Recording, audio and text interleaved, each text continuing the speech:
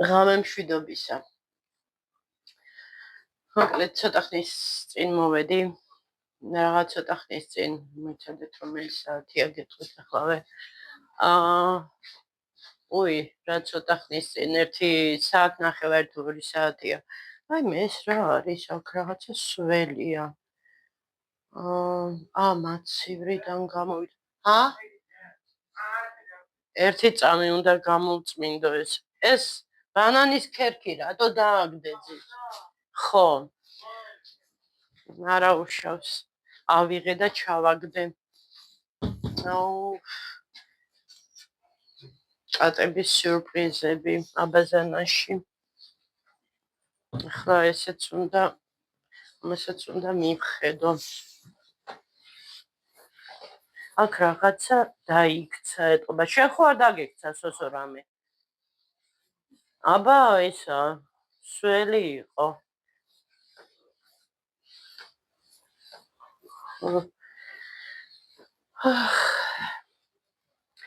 მოკლედ დავიღალე დღეს უბრალოდ ამ კვირაში დღეს პირველი დღეა მუშაობის.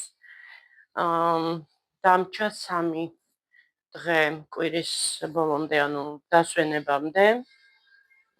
3 დღე. და ერთი წამით ეს დავდო. ესეც ხომ არ ავიღო. მოკლედ ეს კატების სიურპრიზები.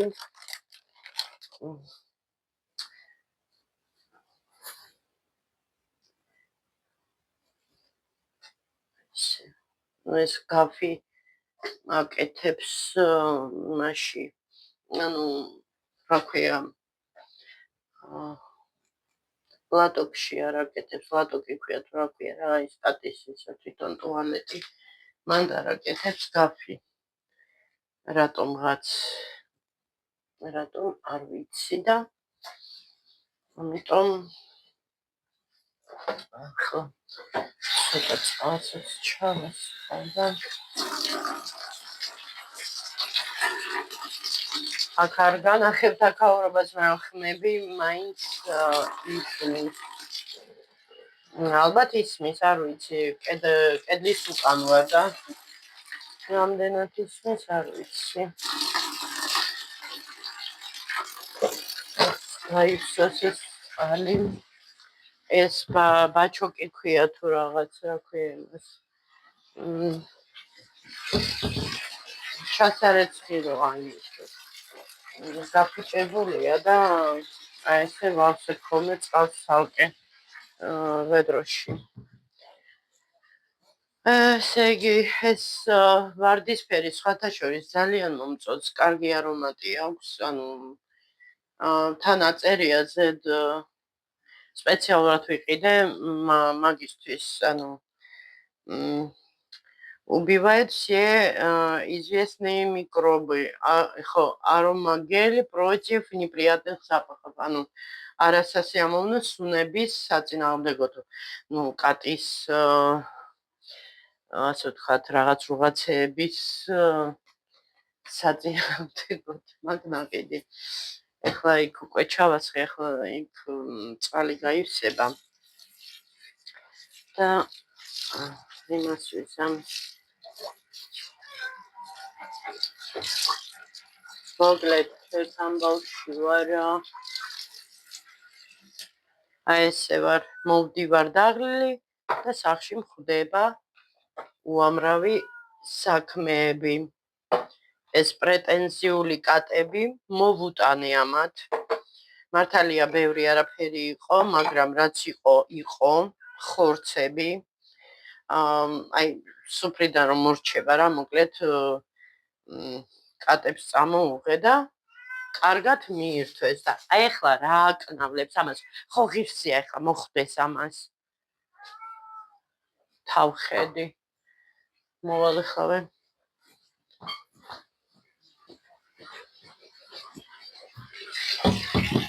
დავშივან. ესეც ასე.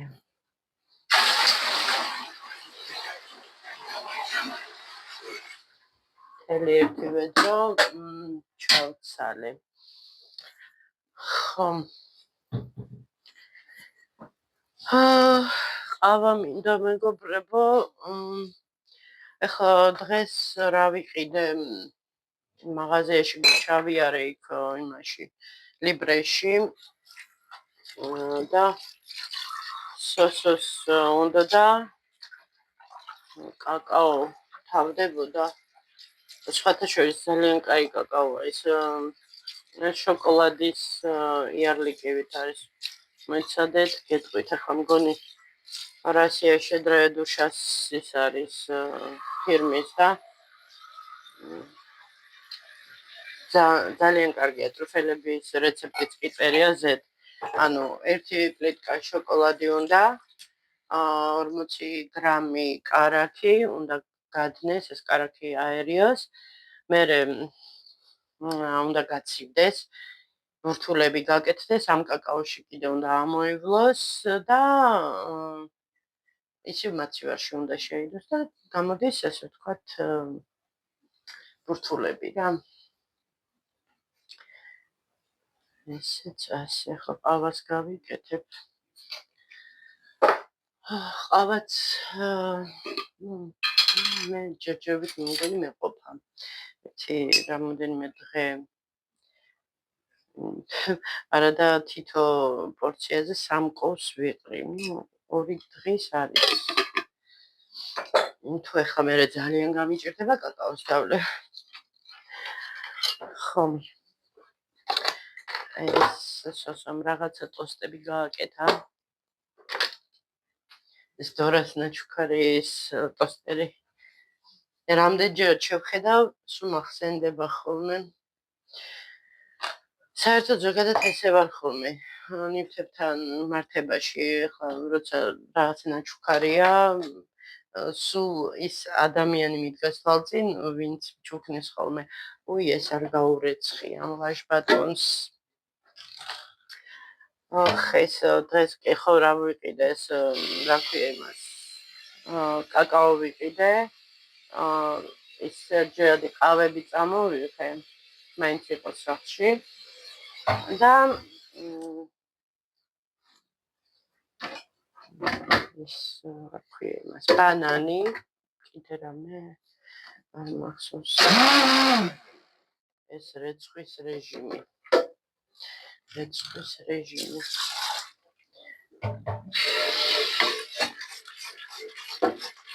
ეს დავატრიალებ და всё ეყოფა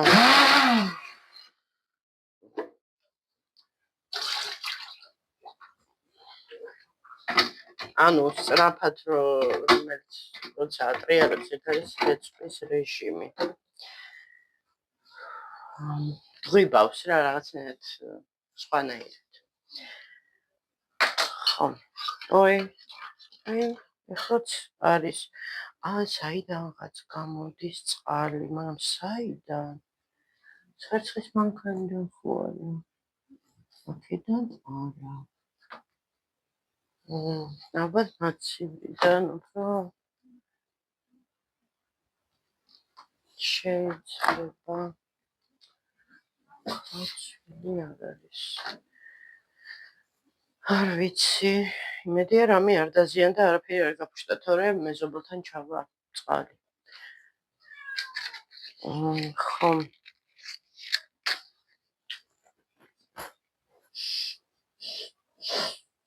მოკლედ წინა ვიდეოზე იყო თუ რომელ ვიდეოზე იყო ვიღაცამ დამიწერა რაღაცა ნივთებიო დაალაგეო და მერე გადაიღეო ვიდეო თუ რაღაცა აბსურდი მე აქ არ მაქვს თეატრი არ მაქვს დეკორაციები როგორც ცხოვრობ იმას ჩვენებთ ანუ მე არ ვარ რა ვიღაცა ესეთი მოდით ესე ვთქვათ აკაზუხა განა შემიძლია ლამაზი ადგილი შევარჩიო ვთქვათ დავждე წინ დავიწყო ეს ინტერიერისთვის რაღაცეები, კადრისთვის რა მივხვდი იქ რაღაც კადრისთვის რაღაც ესე მოვაწეს ინსტაგრამი და რაღაც იმებში. მოკლედ რა ეს გაიდეალიზირება როგორ უყარს ხალხს ყველაფრის იქ ფოტოშოპები რო იყო ადრე რაღაცა იქ მერე ფილტრები ისა ესა და სინამდვილეში რო სრულიად სხვა რაღაცეებია რა და რაც ზღაპრულ იმაში ფანტაზიებში რო ცხოვრობს ხალხი.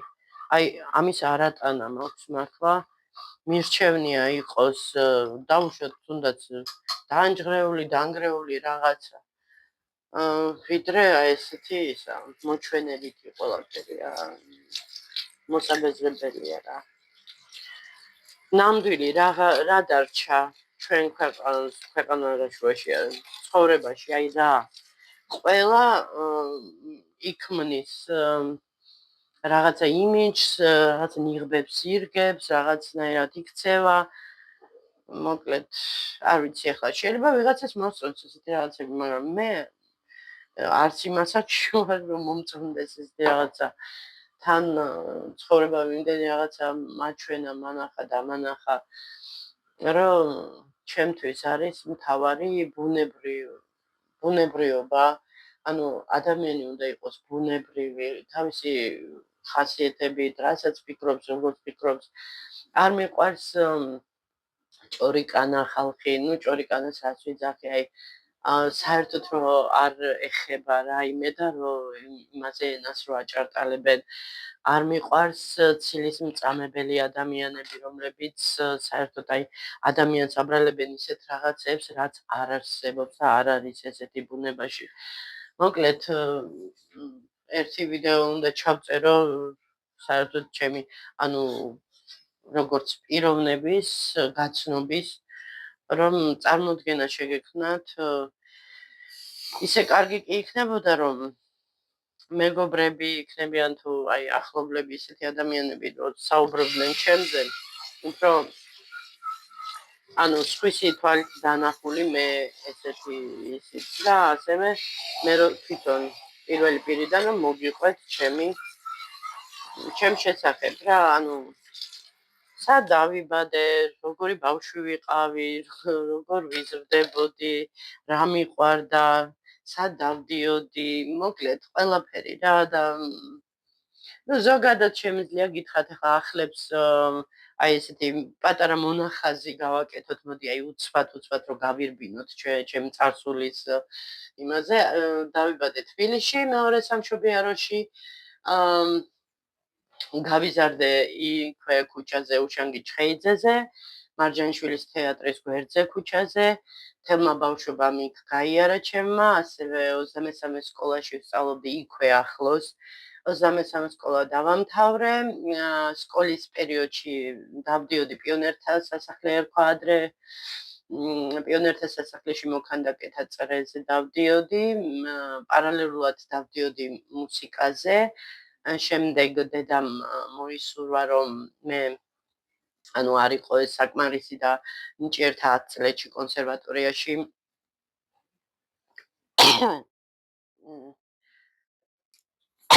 დედა მადლობა ვინც მისურვეთ ჯანმრთელობა ვინც არა და კარგად იყავით თქვენ გზაზე ნიჭიერთა 10 წლებში კონსერვატორიაში ვსწავლობდი, მქონდა ჩემი საშვი, მართალია პატარა ვიყავი, მაგრამ მქონდა ჩემი საშვი, სტუდენტი არ მერქვა, ვიყავი მოსწავლე.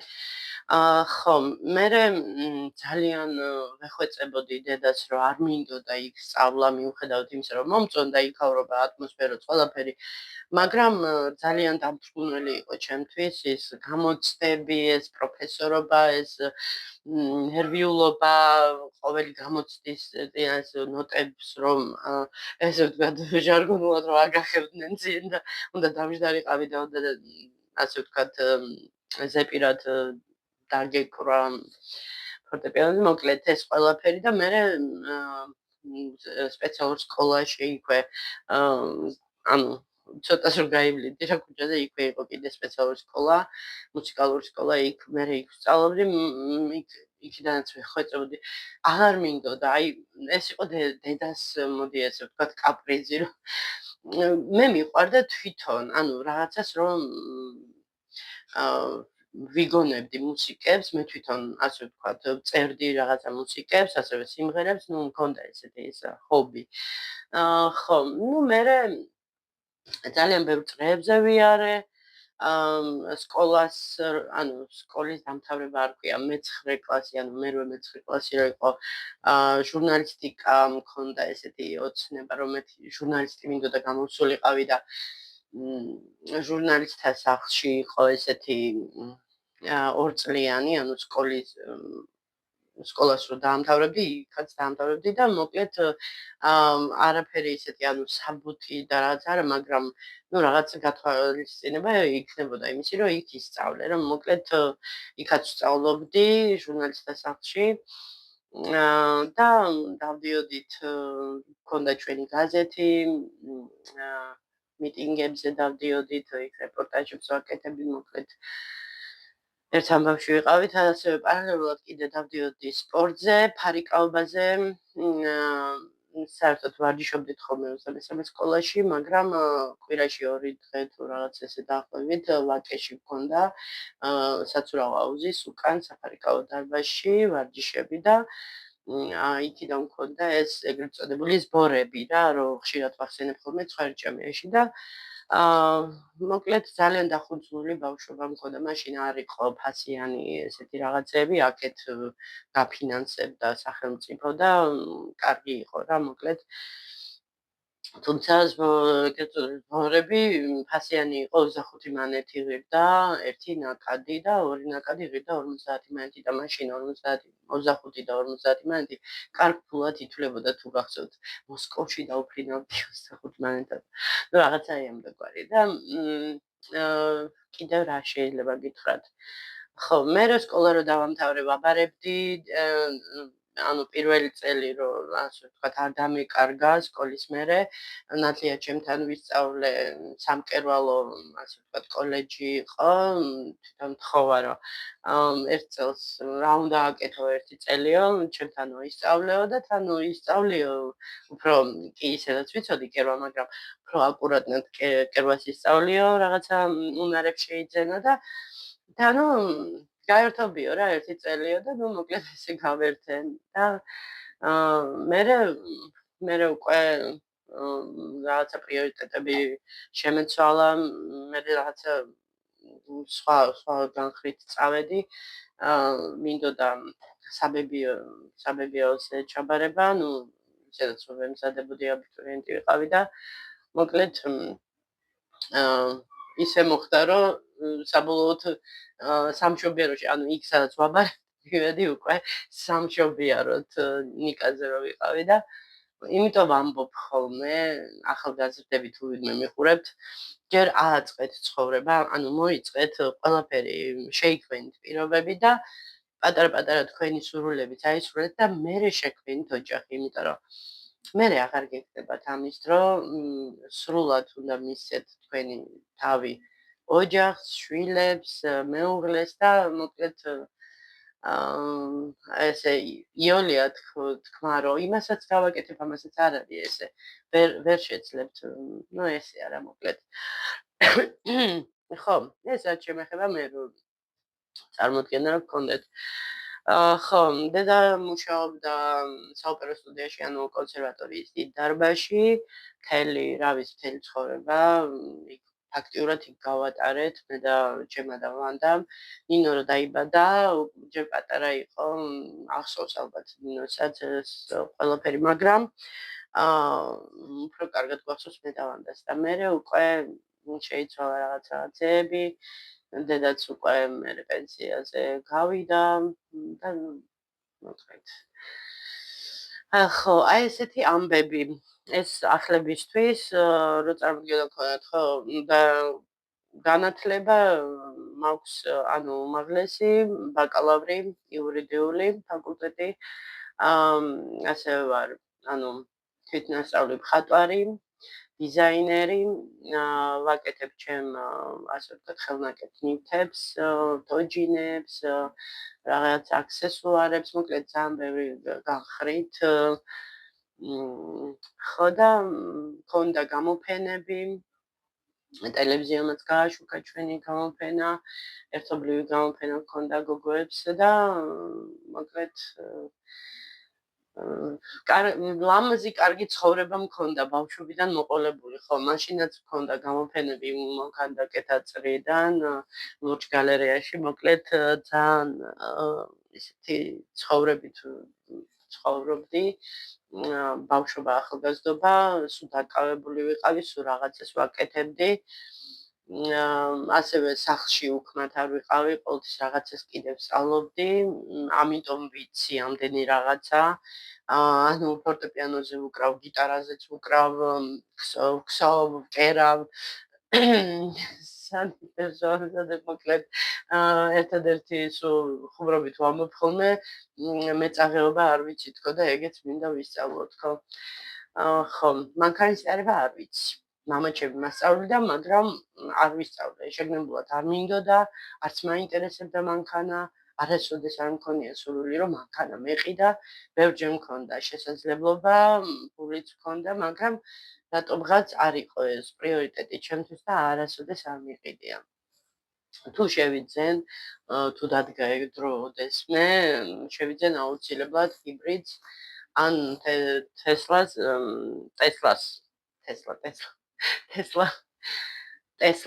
ანუ ტესლა არ გეცე. ხო, ტესლა კი არ ვიცი. ნიკოლა ტესლას მოკლედ. ხო და ანუ ისეთი რა, ხაერს ვარ აბინძურებს და იცავს პლანეტას, ცოტა ისეთი ნათქვამი. ხო, კარგით მეგობრებო, ახლა მე ჩემყავას მივირთვევ, დავიჯდები, დავისვენებ, ცოტა რაღაცა ფილმს გადავხედავ. წავალ დავიძინებ.